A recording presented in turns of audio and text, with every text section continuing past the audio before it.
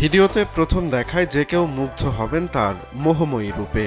নিজের সৌন্দর্যের আগুন ছড়িয়ে তিনি জয় করেছেন অসংখ্য ভক্ত ও অনুরাগীর হৃদয়। ব্যতিক্রমী আর অদ্ভুত নাচের স্টাইলের জন্য টিকটকে তার অনুসারীর সংখ্যাও ছিল রেকর্ড পরিমাণ।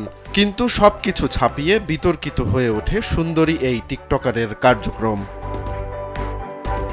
ইয়াসমিন নামের এই টিকটক কন্টেন্ট ক্রিয়েটরের বিরুদ্ধে অশ্লীল কন্টেন্ট নির্মাণের অভিযোগ ওঠে। জানা যায় অভিযুক্ত টিকটকার একটি বিশ্ববিদ্যালয় থেকে পর্যটন ও হোটেল ব্যবস্থাপনা বিষয়ে স্নাতক করছেন। পুলিশ তার বিরুদ্ধে অশ্লীল ও যৌন ইঙ্গিতপূর্ণ নাচ নেচে টিকটকে যৌনতা ছড়ানোর অভিযোগ আনে। যেসব ভিডিও দেখে তরুণ সমাজ বিপথগামী হচ্ছে বলে মনে করছে পুলিশ। গুরুতর এমন অভিযোগ ওঠার পর 18 বছর বয়সী লাস্যময়ী এই টিকটকারকে গ্রেফতারে মাঠে নামে পুলিশ। সিদ্ধান্ত নেওয়া হয় তাকে গ্রেফতারে অভিযান পরিচালনা করা হবে। এরপর অভিযান পরিচালনাও করা হয়, গ্রেফতার হন ইয়াসমিন।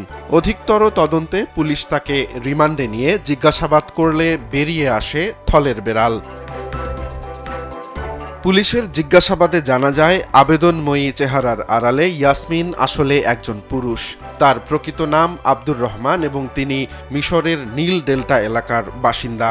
ইনস্টাগ্রাম ও টিকটকে ফলোয়ার বাড়ানোর জন্যই সে নারী সেজে ভিডিও বানাতো। গ্রেপ্তারের পর তার বিরুদ্ধে ব্যবস্থা নিয়েছে কর্তৃপক্ষ। ইতোমধ্যেই ৫,০০০ মিশরীয় পাউন্ড বা ১০৫ মার্কিন ডলার জরিমানার বিনিময়ে মুক্তি দেয়া হয়েছে তাকে। আব্দুর রহমানের প্রতিবেশী ও স্থানীয়রা এমন ঘটনায় হতভম্ব হয়ে যান। তারা জানান রহমানের মা স্থানীয়ভাবে একজন সম্ভ্রান্ত মহিলা। তিনি একার চেষ্টায় রহমানকে বড় করেছেন।